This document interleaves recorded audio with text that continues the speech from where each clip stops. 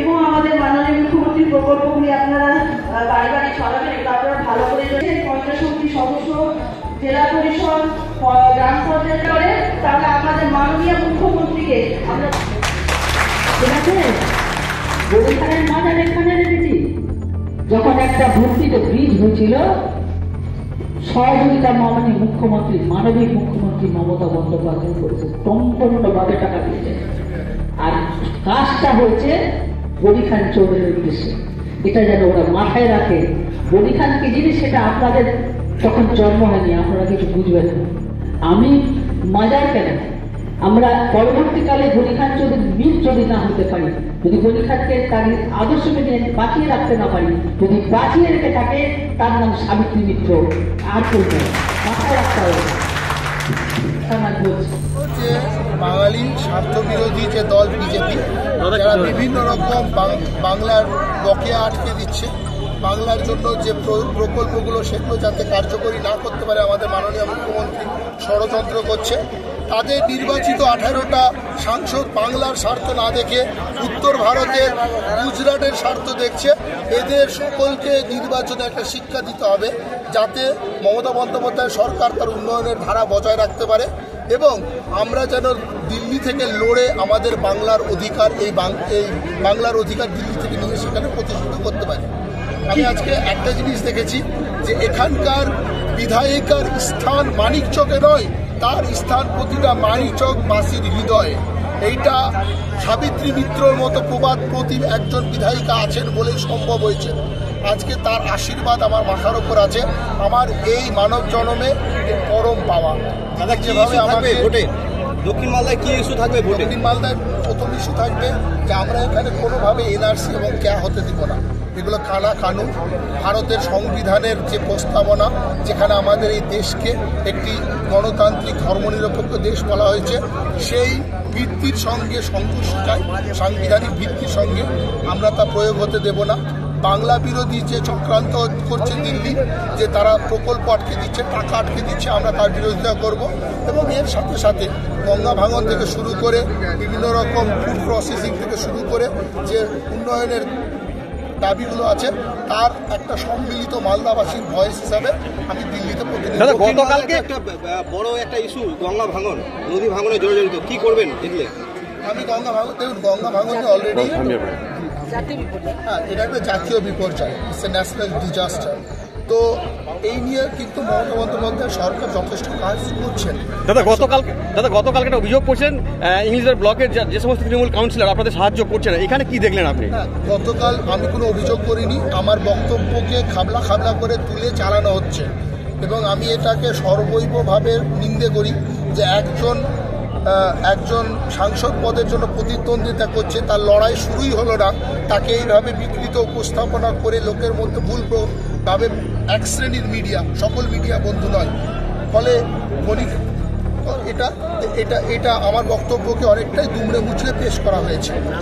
কিন্তু মানিকচকে বলুন আর ইংরেজ বাজারে বলুন বা আপনার যে কোনো বিধানসভাতে বলুন, আমি আসার পর থেকে আমি একটা কারো কাছ থেকে পুত্র সম, দিদির কাছ থেকে কারো কাছ থেকে ভাইয়ের মতো, নিজের ঘরের ছেলের মতো আমি ব্যবহার পাচ্ছি, আমি কোথাও কোনো সমস্যা দেখিনি। বিগত লোকসভা নির্বাচনে তৃণমূল তৃতীয় স্থানে ছিল, এবার কি আশা করছে? না, কিন্তু তারপরেরটা বলুন, আমাকে জিজ্ঞেস করুন। মানুষ যদি জানে আগামী দিনে মালদার, আমি বলবো নর্থ মালদার শুধু বলবো, আমাদের সাউথ মালদার ক্ষেত্রে যেখানকার আমি বিধায়ক, এখানে যিনি প্রার্থী হয়েছেন, আমি তাকে স্বাগত জানাচ্ছি এই কারণে যে বরকতার পরে একটা ছেলে আমাদের মালদা জেলায় এসছে, যে কেবলমাত্র উন্নয়নের পাশে শুধু না, বেকারদের কর্মসংস্থান নিয়ে উনি ভাববেন। তার সমস্ত রকমের ডিসকাশনে আমি ছিলাম, আলোচনা শুনেছি, আমার খুব ভালো লেগেছে এবং বরকতার পরে আমি তার জায়গাটা খুঁজছিলাম, সেটা আমরা পাচ্ছিলাম। কিন্তু আজকে আমার মনে হয়েছে যে সানাজ আলী রহমান আর ভালো কাজ করবে, কারণ এই ছেলেটি আজকে নানা রকমের কথা বলা হচ্ছে, এখানে মোথাবাড়িতে খেলা ছাত্র, গঙ্গার ব্যবহার সাঁতার কাটার ছাত্র, সেই ছেলেটি চিত্তশ্রী হাই স্কুল থেকে লেখাপড়া করেছে, এনটিপি থেকে লেখাপড়া করেছে, করার পরে ছেলেটির বাবা ইলেকট্রিশিয়ানের চাকরি করতো, বাবার মানে কথাকে রাখতে গিয়ে পিএইচডি করতে গেছে লন্ডন, সে বিদেশি কি করে হয়? এগুলো গল্প শেষ করুন। অনেকে বিদেশে ছিলেন, এখন ইন্ডিয়ান হয়েছেন, ইন্ডিয়ান হতে হয়েছে। আর এই ইন্ডিয়ান ছিল, ইন্ডিয়ান আছে। আমি কন্ট্রোভার্সিতে যাব না, আমি শুধু এটুকু বলবো, প্রার্থী দাঁড় করালে হয় না। এখানে উন্নয়ন আগে যাবে না মানিকচকের বাসির কাছে, না আগে কাস্ট যাবে, এটাই আমি দেখতে চাই। আমি একটাই জিনিস বলবো, जात पे ना बात पे सब रहो জোড়া ফুল কাজ সাথে। ম্যাডাম, কালকে কিষাণ জাতি, যেটা দক্ষিণ মালদার ক্ষেত্রে একটা বড় ফ্যাক্টর, কালকে প্রেস মিট করে তারা জানিয়েছে তৃণমূলের সঙ্গে তারা এখন নেই, কোনো রাজনৈতিক দলের সঙ্গে নেই। তো কি প্রভাব? কিষাণ জাতি কোন সময় আমাদের সঙ্গে ছিল না? আগে যখন আমি 15 সালে 11 সালে নির্বাচনে লড়েছিলাম, কিষাণ জাতি ছিল। কিষাণ জাতিকে নিয়ে যে অবস্থায় আমরা নিয়ে গেছিলাম, কিষাণ জাতি যদি নেহাতি যদি ওনাদের নেতৃত্ব জানে না, নতুন নতুন লোক নেতৃত্ব এসে নতুন নতুন গল্প করছে। মমতা ব্যানার্জি লাস্ট মিটিং মালদা জেলায় জিজ্ঞাসা করেছে সাবিত্রী কিষাণ জাতিদের কি হলো। সেই জায়গায় দাঁড়িয়ে মমতা ব্যানার্জির মাথার মধ্যে এটা আছে। আজকে যদি মনে করে কিষাণ জাতি আমরা থাকছি না, আমরা অমুক দলে থাকবো কি ভোট বেগর কমিটিটা প্রিয়, তাদের ব্যাপার। কিন্তু আমার এটা মূল বক্তব্য, ধৈর্য না ধরলে কোনো কাজ হয় না। সব জিনিসের একটা টাইম আছে, সে তার কাগজপত্র সমস্ত কিছু যদি জেনুইন না হয় তাহলে সেগুলো হয় না। আজকে এখানে আমরা কিষাণ জাতির অনেক ঘটনাই আমরা জানি। এখানে যদি কিষাণ জাতির শংসাপত্র না হয়ে থাকে, তার জন্য কিষাণ জাতি আর একটা পক্ষ শত্রুতা করে চলবে, এটা কিষাণ জাতির লোকরা ভালো করে জানে। ফলে কিষাণ জাতির শংসাপত্র করবো আমরা। কিষাণ জাতি আমাদের সঙ্গে থাকবেন কি থাকবেন না তাদের ব্যাপার। বিধানসভায় এইবার 21 নির্বাচনে ভূতনি থেকে আমি হেরে এসেছিলাম। ভূতনির এত উন্নয়ন করার পর কে কথা বলে বড় বড় লেকচার? তাদের ব্যক্তিগত উন্নয়ন শুধু নয়, সার্বিক উন্নয়নটা করেছিলাম। কেন ভূতনি থেকে আমি হেরে এসেছিলাম কতটা বলবো আজকে।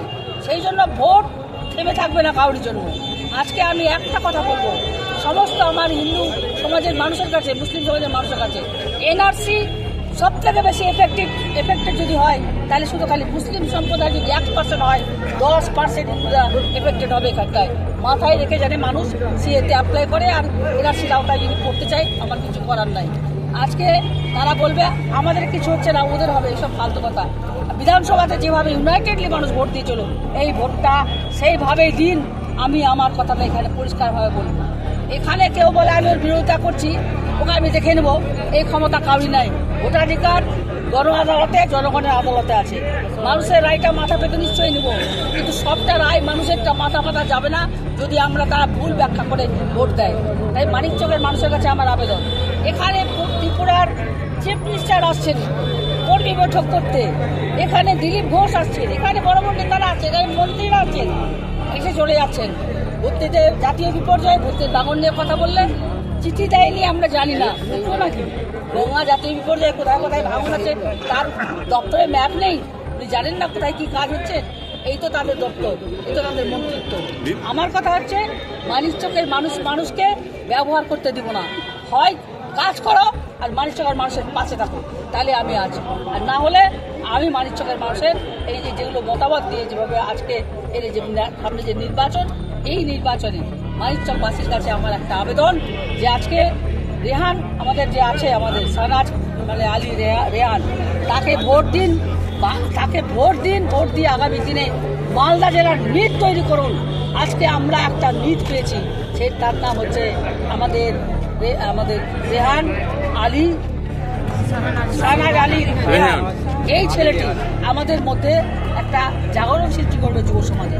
আর আমার দীর্ঘদিনের স্বপ্ন, আমরা উন্নয়ন করেছি, ব্রিজ করছি, রাস্তাঘাট করেছি, বরকতদার যেতেছি বেকারদের কর্মসংস্থান। বেকারদের কর্মসংস্থান করতে গেলে প্রজেক্ট বানাতে হবে, প্রজেক্ট না নিয়ে আসতে গেলে বেকারদের কর্মসংস্থান হবে।